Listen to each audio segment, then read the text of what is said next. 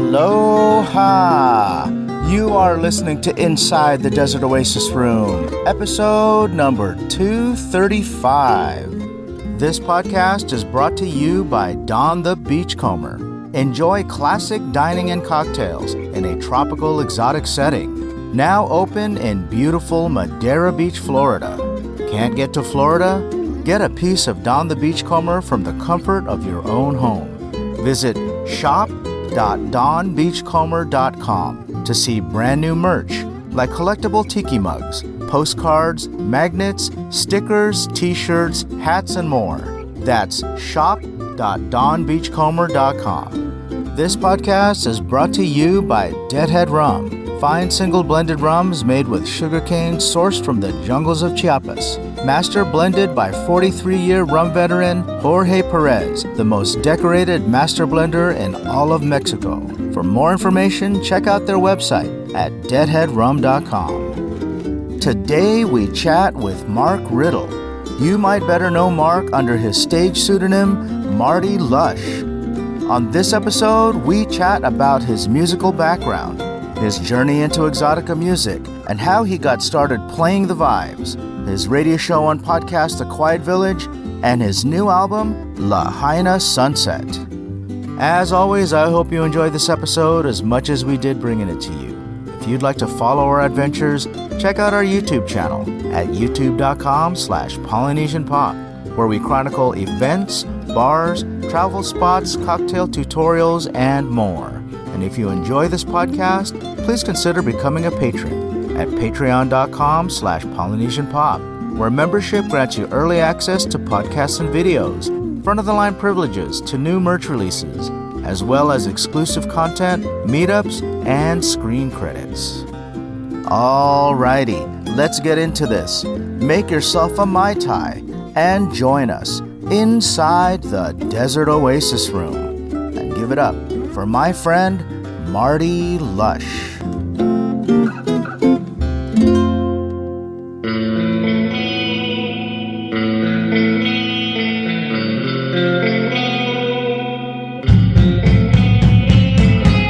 Inside the Desert Oasis Room. Alrighty, we are back with another episode of Inside the Desert Oasis Room. And I am excited to welcome our special guest today, one of my mentors. No way. Marty Lush. Marty Lush. You're my mentor. No, you're my mentor. You started long before me. Yeah, but you do more episodes than I do.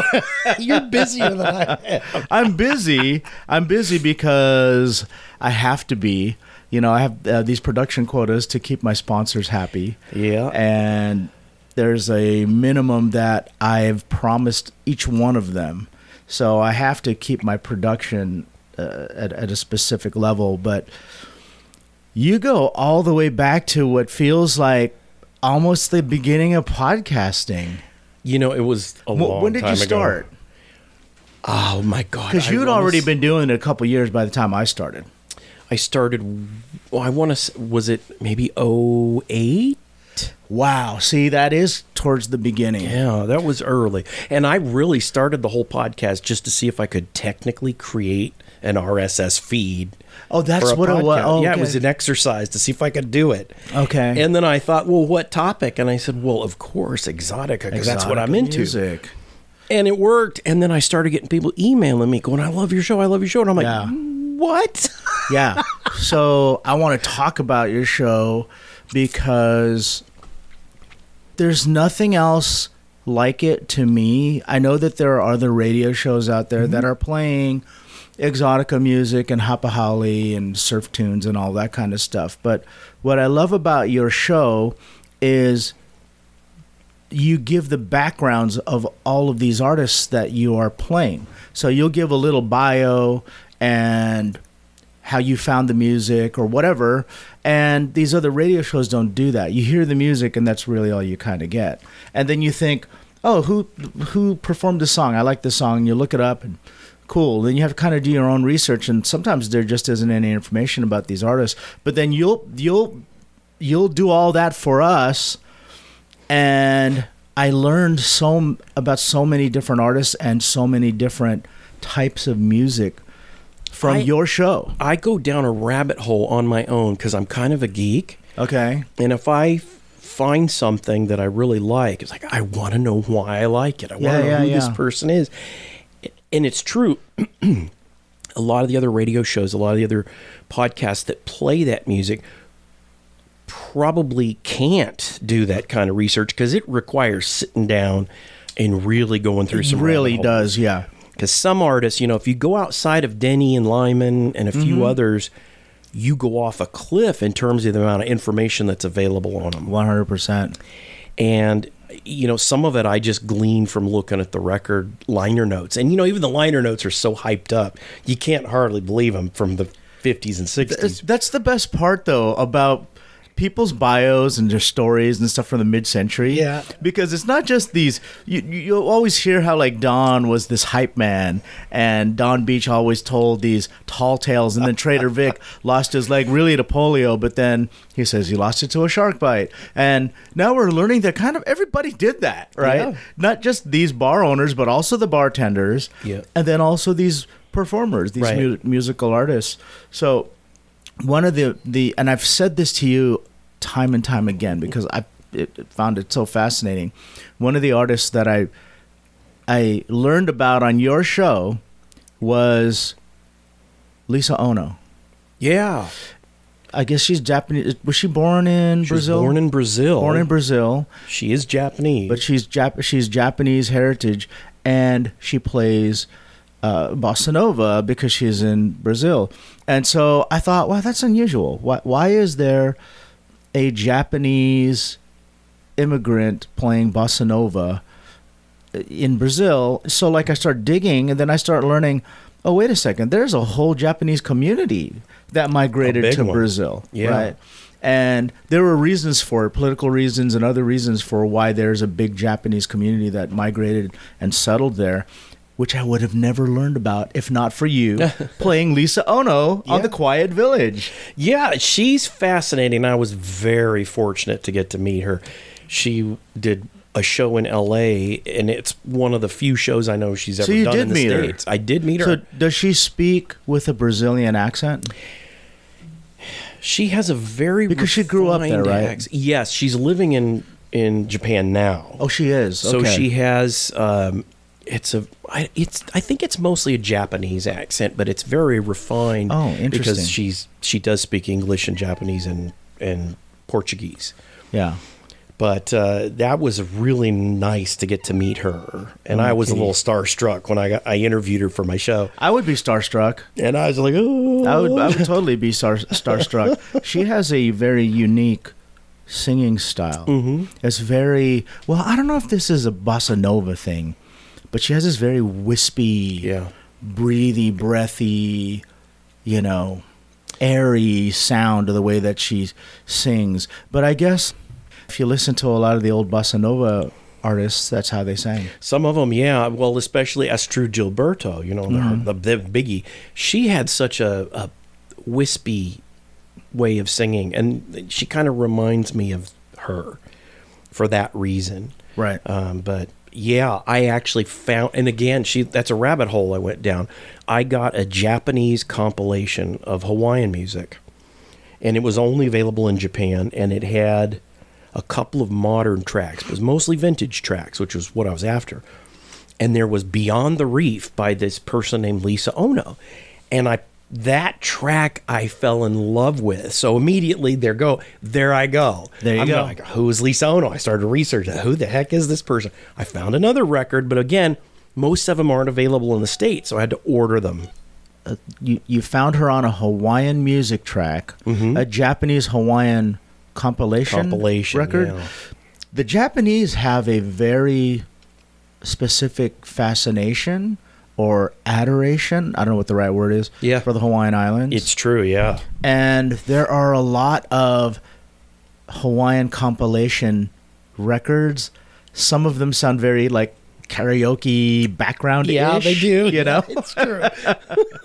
Because they're played on synths or they're played on these electronic instruments, but they're all Hawaiian songs, and they're played in a very kind of Japanese feel, if there's a way to describe that. Yeah, it's true. Well, you see, if you go to some of these Japanese sites that sell music, and some of them do sell music to people in the States, so some of it's in English, you'll see like Hawaii Super Best Hawaii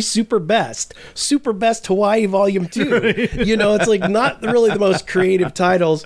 Yeah. But this one collection that I found, the reason I got it was because it had it was a CD, of course, and it had tracks from old vintage Hawaiian and exotica records that were not released on CD. Oh, okay. And when how cool is that? It was super cool. I mean, it had Chick Floyd stuff. It had I'm trying to think of who else was. It had all kinds of stuff that was not available on CD. And so I got it, and of course, the Japanese are meticulous about their music. So this stuff was all from the master tapes. It was not LP sourced. So I was so excited to have it. And then they threw in a few modern. I found Kenny Sasaki, too, who does some exotica.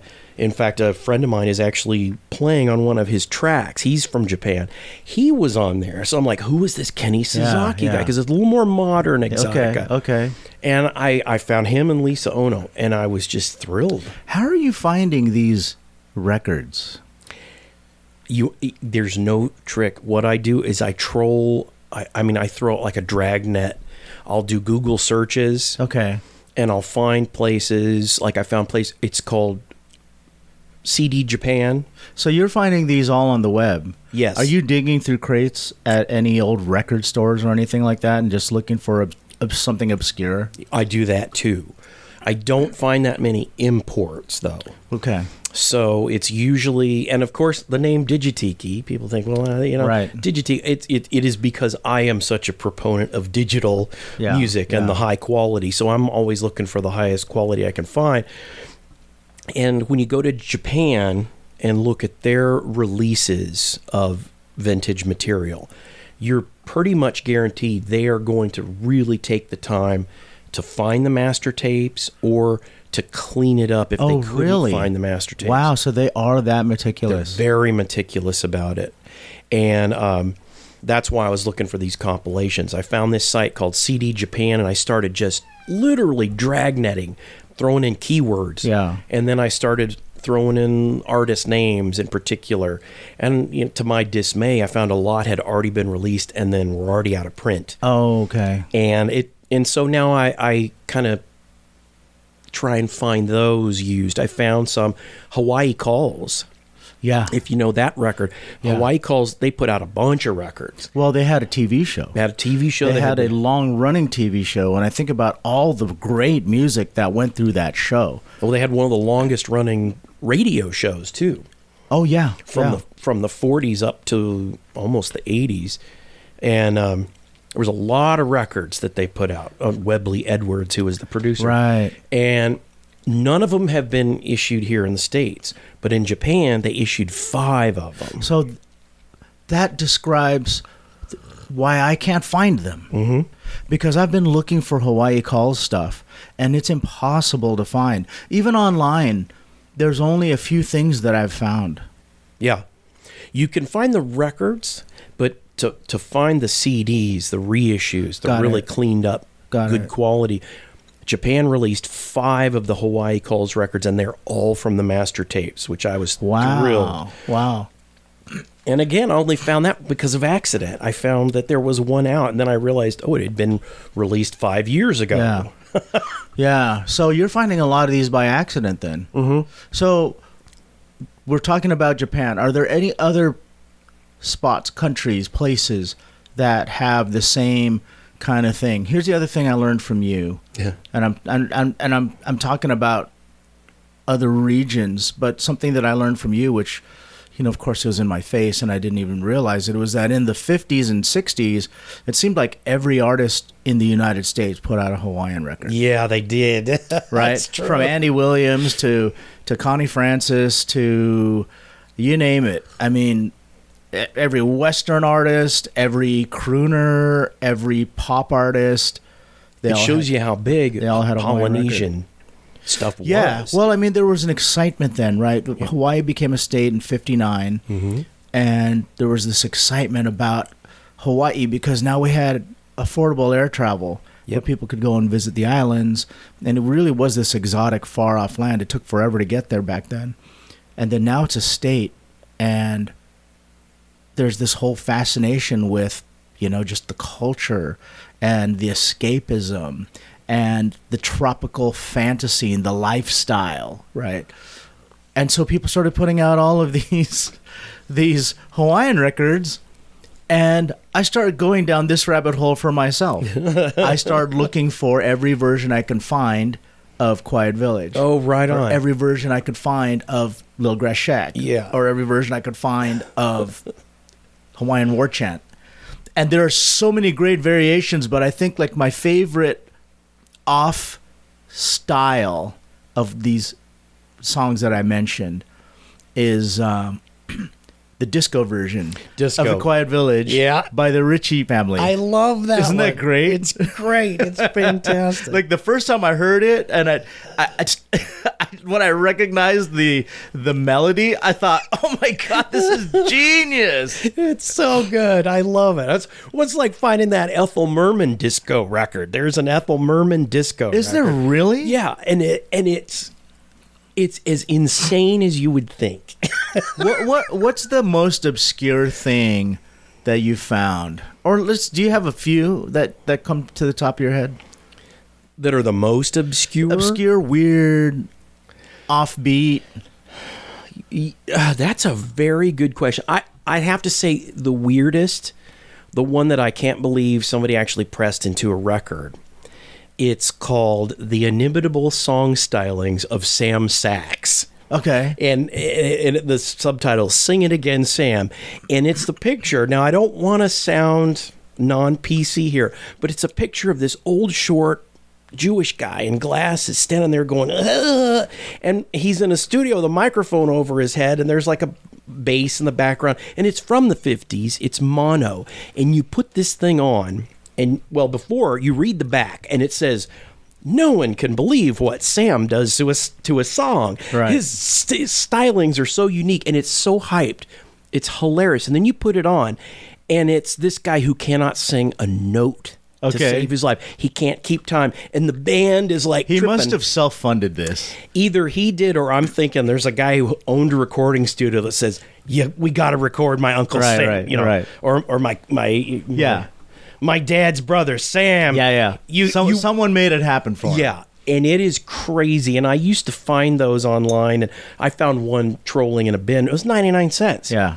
Now they're like $50, $60 because the record is so bad that it's good. It's so bad that it's sought after. Yeah, it's not tiki, but it is one of my favorites because it's just so off the I'm going to wall. have to look for that. So I don't know if I learned this from you or if I learned this in Tiki Central or if I learned it on Tiki Central from a post by you.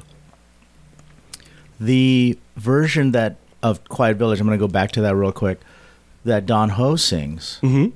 Those lyrics that's not part of the original song. I don't think so. When Martin Denny wrote that song, he wrote it as an instrumental. Well, Les Baxter actually wrote it. Les Baxter wrote the song. Okay. Was he in Martin Denny's band at the time? No. Okay. So I always thought that was Martin Denny who did that. No, Denny made it famous. Les Baxter had it. Denny made it famous. Yeah. Okay. Les Baxter wrote it, and the story with Denny, and I don't mean to get off on a tangent, but the story with Denny was he was playing in Hawaii. He had Augie Cologne in the group. Right. Augie Cologne was a big fan of Les Baxter. Right. And so Augie Cologne brought Denny over to his house one day and said, here, listen to this. And he played Ritual of the Savage. And that was the moment for Denny. He's like, this is great. Because up to that point, the Martin Denny group was just playing jazz and Hawaiian. Yeah. And he found this, and he's like, wow, we can get more exotic. He was the first to take those big orchestrations by Baxter and pare them down for a little 5-piece group. And okay. And then redo them. So if you actually look at Exotica, his first record, a good chunk of those tunes say Baxter as the author. Oh, okay. So I want to talk about that. Let's talk about that in a second. because you were just a fountain of musical knowledge. So I'm a geek. This is all fascinating to me. Okay, so we're going to talk about that in a second. The lyrics for Quiet Village, who wrote that for Don Ho? Now, that's one thing I don't know about. The Ali'is, who played with Don Ho, released a record in where they sang that song. Yeah. With the lyrics. And then there was also, and I don't know the year, Darla Hood from the Little Rascals. The Little Rascals. She released a single with Quiet Village and it had those lyrics. Oh, you're kidding me. Yeah. Oh my God, I have to look that up. Yeah. So there's another Quiet Village version for you. I always thought, I never knew that she did I didn't even know she was a performer. So I always thought that was the only version with lyrics. So you mentioned the Ali'is. Yeah. And I apologize to our listeners right now. I know we're all over the place, but everything that comes up, I have something that I want to say about it or add to it or ask about it. The Ali'is, I have a comment about that. So I'm in the Cook Islands a few years ago. This was pre-pandemic. Oh, I want to go there so bad. It's fantastic. And pre-pandemic, Stephanie and I used to go maybe every 2 or 3 years. Mm. And the reason was because back then it was cheaper than going to Hawaii.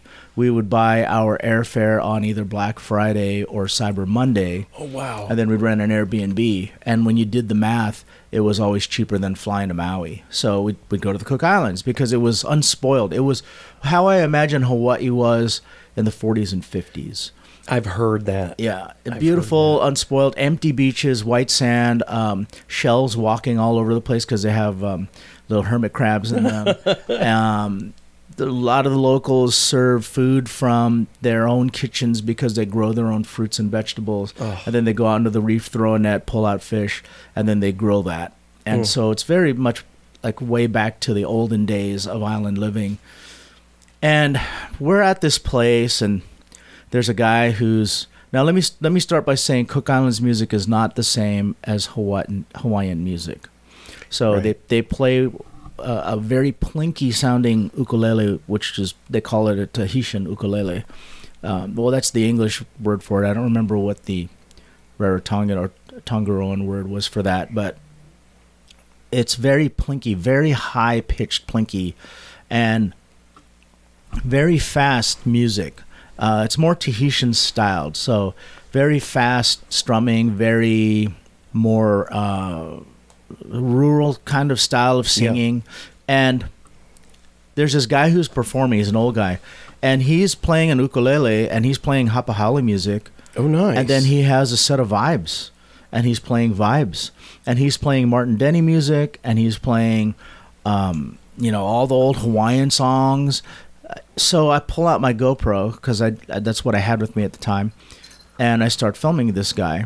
And during his first break, I walk up and I introduce myself and ask him, like, yeah, you play all this great Hawaiian music. I said, this is unusual for out here in the Cook Islands. And he says, oh, well, I'm from Hawaii. I retired out here. He's like, I lived most of my life in Oahu, and then the last 30 years before coming out here, I was living in Maui, and I played at the Sheraton. I said, oh, you were a house musician at the Sheraton? He's like, yeah. And I said, okay. I said, well, I love that you're playing the Martin Denny and you're playing the Les Baxter. And, I just start naming off all the old greats, right? Yeah. And he says, oh, you know all those artists? And I said, yeah. And he's like, you look young for that. And I said, no, I mean, I'm a tiki guy, and I love exotica music, especially traditional, original exotica music. And he goes, oh, okay. He's like, have you heard of the Ali'is? And I said, yeah. And he goes, well, I'm Rudy Aquino from the Ali'is. Oh, my. He was one of the original Ali'is. And so I said, are you serious? And he's like, yeah. So then I looked him up. Oh, my God.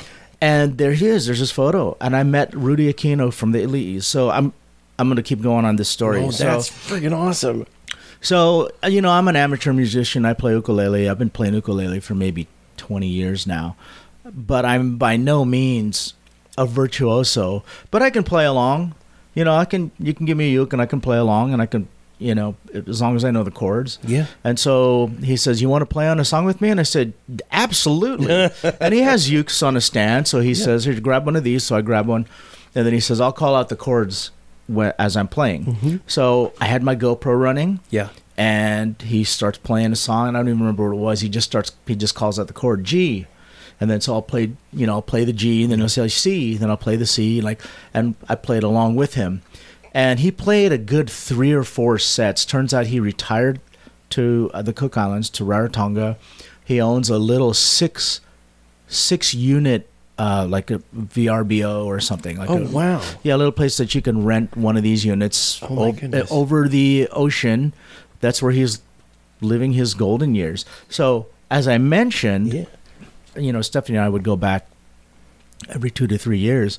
From that point forward, every time I'd go back, he was my friend now. Like I knew him. Oh my gosh, that's so awesome. I would send him a note, and I would say, "Hey, Rudy, I'm going to be in the islands from this day to this day," and he'd say, "Okay, here's where I'll be playing." And he'll give me his schedule, and then he'll say, "This place right here." So one of them was like this really fancy place, and he's like, "I'll reserve a table for you and your family," and so we got the front center table, me and my family, and then he would have us just call out what we wanted to hear. And so I would call out some of these old exotica songs, and he'd play them for us. Oh, that's freaking awesome. It was fantastic. And the last time I talked to him was the year before pandemic, because that's the last time I was in the Cook Islands. Yeah, wow. So, which it's been too long, but at this point he's probably, I don't know, late 70s. Mm-hmm.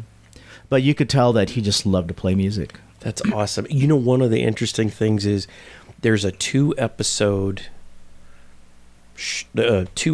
of I Dream of Jeannie where they go to Hawaii, and Don Ho is in there, and they show him at Duke's playing with the Elites backing him up. So he's probably there. He's probably in there. I'm gonna have to look that up. Very young group too.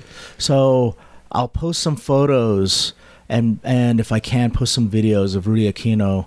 And then one night I was there with my son, and I went and I knew which bar he was going to play at this one particular night, that we were leaving the next morning. Mm-hmm. So I went in, and he was playing a set with some other guy, and I just said, "Hey, Rudy, we're going to take off. I'll see you on my next return trip," because by this time we're friends now, right? Mm-hmm. Like I see him every time I visit, and he's like, "Great." And he's like, "Are you recording?" And I said, "Yes." And then he played an acoustic version of Quiet Village. Oh, on his ukulele. With he had a guy playing one of these. What do you call those drums? That's just kind of a square box. It's just a box drum. cajon. Okay, so he had one guy playing that, and he played this, and it's a dark video on an old iPhone because it was a few years ago. But I have it, and he played that for me and my son. That's awesome. Yeah. And I was standing right next to him when he played it, and then we said bye, and that was the last time I saw him. Oh, that's fantastic. We got to go back now. We got to go back. Yeah. Oh, that's wonderful. Yeah. You are the second person who's told me how magical the Cook Islands are. It's fantastic. I have got to go. It's amazing. And here's the difference between the Cook Islands and places like Hawaii. Now, before I say what I'm going to say, let me preface it by saying that I love Hawaii. Me too, yeah. I love Hawaii. I love the people. I love the culture. I love the food. I love everything about Hawaii. But they treat their tourists differently than they do in the Cook Islands. And I completely understand why they are frustrated with tourists, because I would feel the same way if I had to deal with tourists every single day here where I live. And the morality and stupidity. I was thinking the same thing, and you just said it. They'll see a rainbow, and they'll stop in the middle of the freeway, get out of the car to take a picture of the rainbow. And it's like, what the hell are you doing? Yeah. Right? Yeah. So I get it, right? But the difference between the Cook Islands and Hawaii is when you go to the Cook Islands, you don't see like tourists go home, and you don't feel that tourists go home. Yeah, take your picture, now go home. You don't feel that. And Cook Islands, they thank you for visiting their islands. They thank you for celebrating their culture. Wow. If you wear something from Hawaii, sometimes they'll say, "Oh, look at this haole," or "Look at this tourist." And in some cases, they'll call it cultural appropriation. Right? It depends on who it is and the severity of what you're doing and all that kind of stuff. In the Cook Islands, they say, "Oh, thank you for embracing our culture. That looks really good on you." and then they'll add to it, and they'll get photos with you. That's fantastic. Yeah, they're very welcoming to their tourists. It's Wow. a completely different feeling. Wow. Yeah, yeah.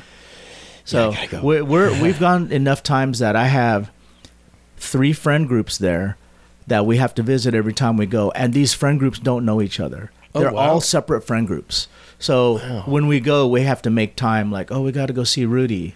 We got to go see one of his shows. Oh, we got to go see this person. We got to stop by their bar, and they get all excited. We walk in, and there's like a pair of them that are bartenders, and we walk in. They get all excited, and then they make us drinks and serve us poo-poos and that kind of stuff. That's awesome. And then we have to see another guy who is actually a tour guide on another island, and we got to go see him. But we're connected to him on Instagram, so we send stuff back and forth all the time, comment each other's things, like each other's photos and things like that. But That's great. yeah, and he's a fun guy to go see, and I've seen his kids grow through the years, and he's seen my kids grow through the years. So yeah. So anyway, let's go back to the music. Want to talk about the music, the exotica, the origins of exotica music. Yeah. So from what I understand, Martin Denny started writing exotica. I don't know if this is a fable or if this is the truth, that he started writing exotica music because he wrote what he thought people would visualize, or when they visualize the islands, he wrote music that he thought would fit what they would visualize. Does that make sense? Yeah. Well, that whole aesthetic back then, they were selling the idea. It's that story that when Don the Beachcomber went to Hawaii, there were no tiki bars, no thatched huts. Right. It was all very colonial. It was it looked like any other city. Yeah. So he's the one who brought all the thatched huts and the tikis to Hawaii. You know that Don started the commercial hula show. Yeah. Because he said when tourists come to Hawaii, they're going to want to see a tiki hut or a thatched hut. Right. They're going to want to see hula girls, and they're going to want to see a hula show. Yeah. So we need to start putting these together so that the tourists get what they want. Yes, and I think there's that element. It extended over into music as well. Into the music, okay. And one of the things I do want to say for sure is that Denny didn't really write anything. Oh, he really? arranged. Oh. He was the arranger. Okay. Somebody out there will probably tell me, no, he wrote this song or that song. If he did, he only wrote a handful of songs in his whole career. Okay, that makes sense. That's why he has versions of Miserlou. Yes. And versions of Caravan and like all of these other songs that other people performed. Yeah. Because it's his own arrangement of that song. Right. It was, again, up until the point where he discovered the music of Les Baxter, they were really just a little combo without vibes. That's the important thing. They had no vibes. And it was, they were just doing Hapa Haole and they were doing jazz standards. And it was, How did he become the godfather of exotica? It was Les Baxter's music, really. And I don't want to sound snotty and say that he didn't have a hand in it. It was that discovering of that music that wasn't Hawaiian and wasn't it was like its own genre. If you listen to Ritual of the Savage, it's just exotic music from a faraway land. Right. That's just, it's out there. It could have been music from the moon, as far as And I think Denny saw that as a new sound, and he thought, we can get really little darker, a little junglier, and have a cooler sound that none of the other guys playing out there at the time could. Yeah. And then he pulled Lyman in, who was a bellhop. I think he was a bellhop. Wow. At the hotel, who almost didn't take the gig because he didn't want to give up a solid job. Right. So he almost didn't take the gig. And he became a legendary exotica musician. And it's because Lyman went into Denny's group, and also conversely, because Denny asked Lyman to join the group, that we now consider vibes to be the sound of exotica. Yeah. Because that really added a lot to that sound. Oh, the vibes are everything. Oh, yeah. Everything. Like when you play vibes, what a difference it makes to the song that you're playing.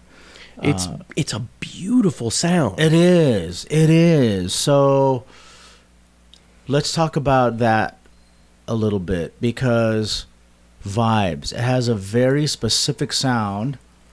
But tell me, what's the difference between Vibes, a marimba, a xylophone, and I think there's a fourth one. What's the fourth one? But what's the difference between all of those? There's technically, layout-wise, I should say, they're the same. They're laid out like a piano. They're laid out like a piano, yeah. It's only the size and the materials. Marimba is a huge wood. Okay, so that's was my understanding, is that the keys are wood. They're wood. Okay. So it doesn't have a sustain pedal like a vibraphone. Vibraphone's metal.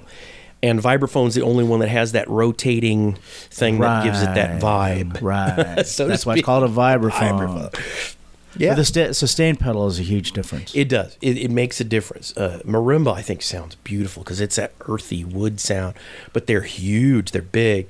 Now, a xylophone is literally the top end of a marimba extended out. Oh, okay. So a xylophone is wood. It's just smaller and much higher it is wood. pitch. Yeah. Okay, what would you call the Fisher-Price toy They that call has them wheels? xylophones. That has wheels and a string that you can pull it. They call them xylophones. That they call it a xylophone, right? Yeah, but that's steel also. It's metal, yeah. It's so metal. It's not technically a xylophone, but yeah, there's other ones too. There's like the marching bells, which are really high. They're metal. And they're laid out the same way. Right. And I'm trying to think. There is another one that's metal, but it's really high. I can't think at the moment. I don't know. I think it's just called bells. Okay, so moving on, let's talk about modern exotica. Mm-hmm. So there are some great bands out there today. Yes. Waitiki is one that comes to mind. They're one of the original revivalists of exotica. So they played at Tiki in Waikiki a couple of years ago. They closed the weekend. And they played in the Hawaii Theater. And they were fabulous. Yeah. It was a very emotional performance. Mm-hmm. And the songs that they were playing, it's so different from the way that Martin Denny would play music, because the way that they play music, it was really more for the forefront, where Denny played for the background. Yeah. It was never meant, in my opinion, maybe I'm wrong, it was never meant to be in the forefront. It was always meant to be a soundtrack. I agree with you 110%. In fact, I was talking with, what's his name? Drew Farmer from the Stolen Idols. Okay. And we were talking about, like, well, what do you consider to be modern exotica, or where would have exotica went if it had stayed as popular? And we both agree that it probably would have went to what we call ambient music today. Yeah. Like, it's very synth driven, but it's also the idea that it's more background. It's more background. Mood driven. Right. It's also using sounds that you don't normally hear every day in music. So it's kind of, it's fascinating to think about stuff. And now like Waitiki's writing music that is not meant to be background music. It's actually meant to be enjoyed as a piece of music. And what's interesting to me is, we live in this era where we're celebrating things that our grandparents enjoyed. Right. But now I go to Hawaii and I say hi to Lopaka Kalon and Alika Lyman. Yeah. And these are like, sons, grandsons, nephews of the greats. Alika Lyman, I think, is the nephew of Arthur Lyman. Yeah. And then Lopaka Kalon, I think, is the son of Augie Kalon. Of Augie Kalon, yeah. Yeah. And it's crazy. They're still doing it. It's crazy because, they're still doing it. They're still playing, Lopaka's doing the same kind of percussion that Augie Kalon was doing. Yeah. He's doing the bird calls. He's doing the bird calls, yes, too. and he's doing them really, really good. Yeah. Like he can, you could tell him, can you do the bird call for, and then fill in the blank with that specific type of bird. Yeah. And he can do it for that specific bird. Yeah. They're not just generic bird calls. Yeah, that's They're fantastic. specific to the type of bird. and super, super talented. These guys are winners of Nahoko Hanohano Awards, which is the Hawaiian Grammys for those that aren't familiar. Mm-hmm. And this is the craziest part. This is like the weirdest, craziest part to me, is if I'm in Hawaii and I walk past them, they'll yell out, "Adrian," like they know me, and I'll be like, "Oh my God, he knows who I am," And I get so starstruck not only because of their lineage, but because of their talent. These guys are like just class A performers, but class A musicians. You also touched on a really interesting thing that I love about the whole tiki thing, and the Polynesian thing. It's relaxed. There's not this, I'm on the stage, I'm away from you, you'll never get a chance to meet me. Right. It's like they're hanging out just like everybody else. They're hanging out like everybody else, and then while they're performing, they're smiling at my camera when I'm getting a picture or video. Yeah, I love that. And you go to these too. tiki events, and you pick up this crazy mug that is just absolutely a piece of amazing art, and the artist is there selling it to you, and you talk to them, and I love that. Yeah, so let me ask you another question about as far as performers and musicians are concerned, because one of these guys in Waitiki, his name is Abe Lagrimas Jr. Do you know who that is? I don't. Okay, so one of my favorite artists, he is a member of Waitiki, and when he's playing in Waitiki, I think he's playing the drums. But I've also seen him play the vibes, and I've also seen him play the flute. Oh, wow. Like he's very multi-instrumental. Okay. And so let me ask you about that, so here's the thing. When I first started learning stringed instruments, I had a little bit of trouble knowing like where all of the notes were on the fretboard. Yeah. Until one day it dawned on me that, this is laid out like a piano. The fretboard's laid out like a piano. Like here, this is your C, and then when you go up from C, D, E, F, G, like I thought, this is just like a piano.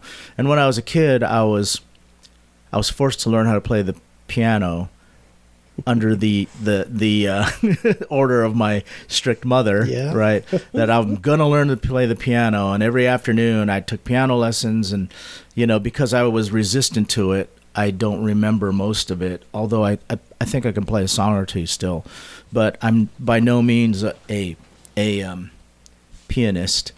And at that time, when I was young, I could read music and all of that stuff, right? And I've since lost that because I've lost interest in, it wasn't something that came from me, it was something that came from my mother.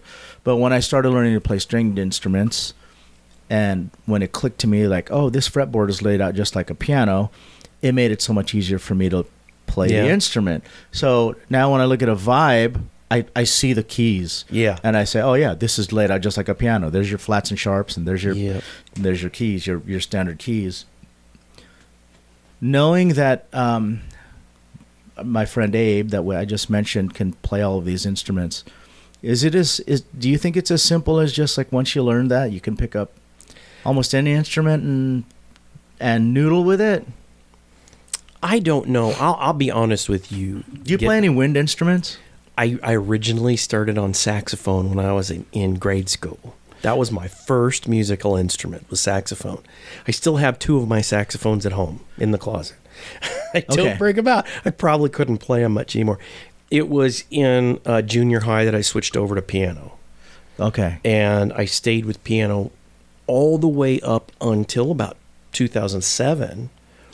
Pretty recently. Yeah, so then I switched over to vibro because I've always loved the sound of the vibe. And since 5, I was a fan of Arthur Lyman's because I had my mom's record. Right. And so I've always loved the sound of the vibes. And it was the first few months of Tikiaki that we couldn't find a vibes player. And I just said, look, you can find a keyboard player. Let me find a used set of vibes and I'll play vibes. And I didn't know if I could or not. And so I was kind of went out on a limb. So you were just learning then? Yeah. Oh, that's interesting. And You fooled all of us. I found a set and then I spent a week just locked myself inside playing with it. But then I quickly realized, okay, it's a piano. It's a giant piano. It's a giant piano. So in music theory-wise, I already knew what to play.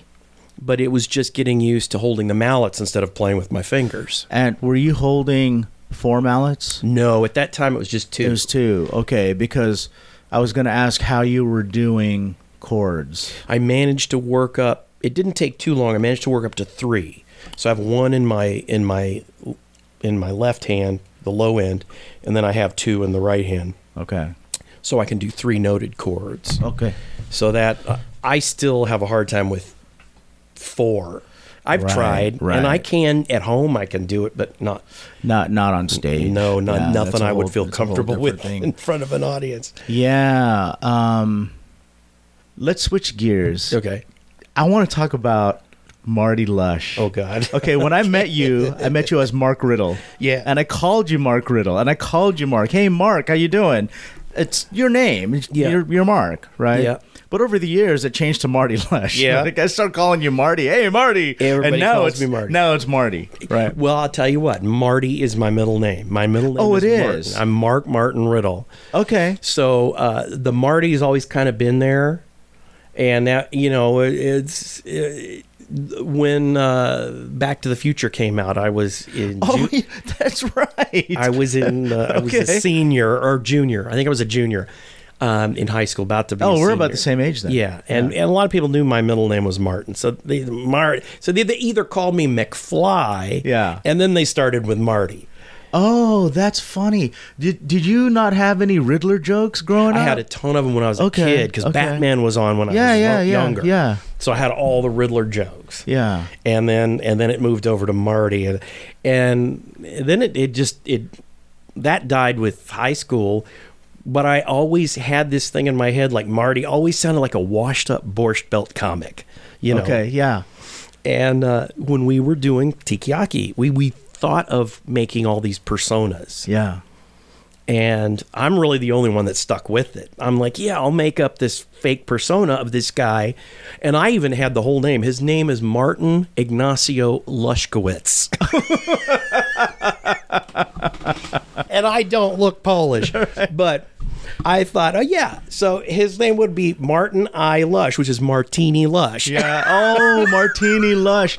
Okay, so I love all the variations of Marty Lush. Yeah. So when you first started using the name Marty Lush, or this persona first came up, it was this kind of, maybe I'm misinterpreting this, but this is how I interpreted it. Yeah. It was kind of like a washed-up lounge singer type. That was it. And kind of like you didn't know if he was drunk or if he was just happy or if he was just weird or, maybe he was drunk, and the bow tie maybe was loose a little bit, Fez was hanging off the side of his head, not the top. Yeah. And he told these bad jokes. Yeah. But he was a fun guy. Yeah. And then somehow it morphed into like a drunk pilot.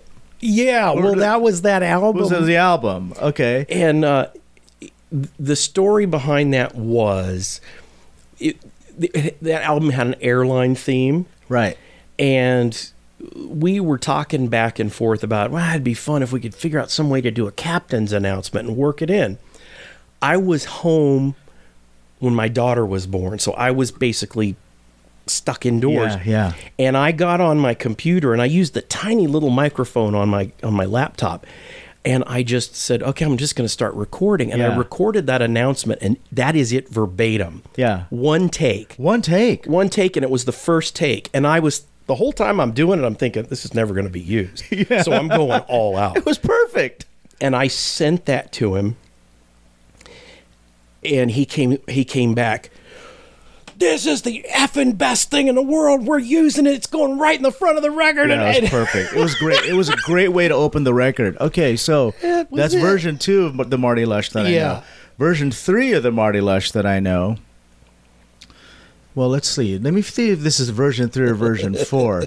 Now he's a matador, and he's playing Herb Alpert covers. That's right. It. And I love that version of Marty Lush. Here's the thing. They all work. It's still the same guy. Yeah. And this version is, I don't see him as like the washed up lounge singer.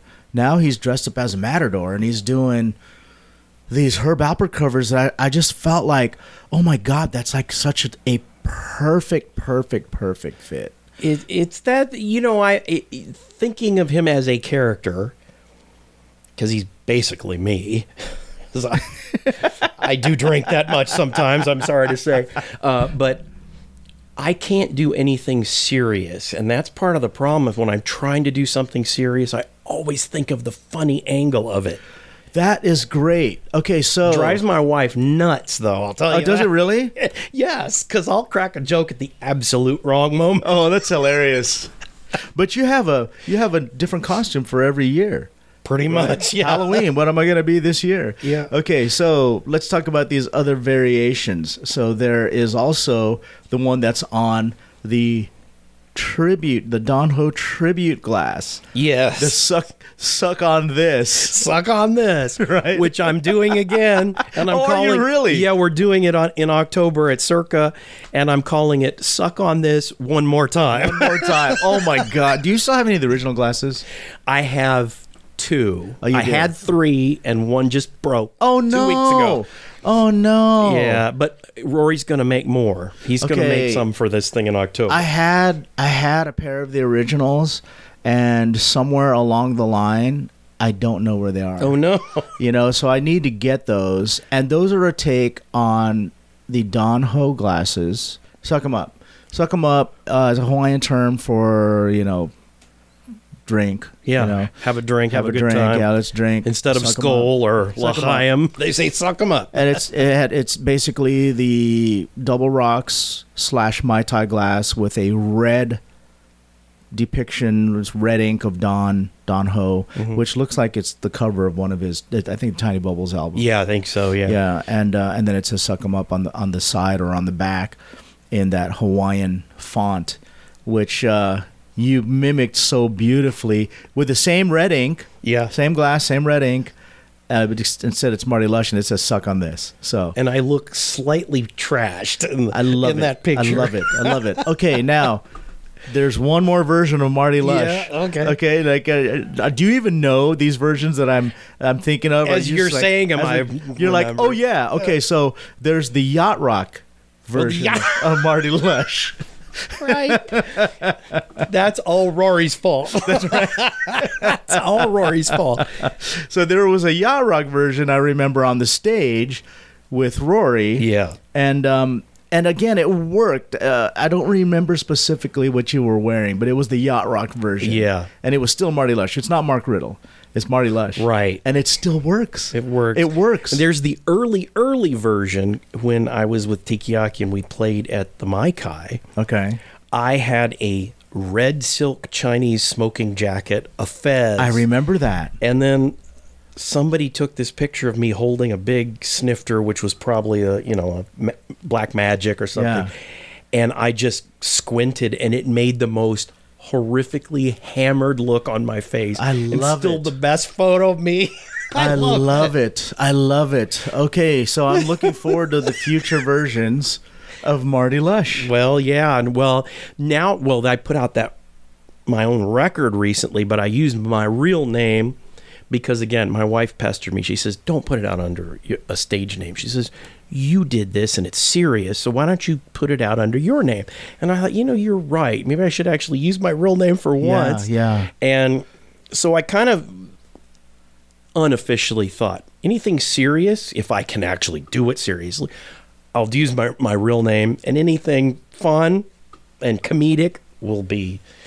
And it could also be this insider's Easter egg that, like, that's Marty Lush. I know. That's great. So instead of it being the other way around, where it's usually like, what his real name is, this time you're using your real name. And Yeah. like, you know who that really is? Well, I did that one time. I don't know if you remember. It was years ago. Nick Kamara from Tiki Magazine, he asked me to write an article about Marty Lush. So I wrote it as Mark Riddle writing about Marty Lush. Oh, I love it. And the whole article is complete BS. Yeah. None of the, it's all just ridiculous. And I was like, he's never going to put this in there. And so I went all out with it. Yeah. And he put it in. Yeah. I freaking love it. All right, let's plug your album. My album, Lahaina Sunset, and we were talking about Hawaii and the vibe of Hawaii, and that album started from my first trip to Maui. We stayed in Old Lahaina. Wow. And I was so happy that we stayed there instead of down the road in the big resorts, which were beautiful too. Make no mistake. But we would get up in the morning and our little hotel and just walk down the block past King Kamehameha School and go get our coffee and hang out under the banyan tree and look at the chickens with the baby chicks following them. It was magical.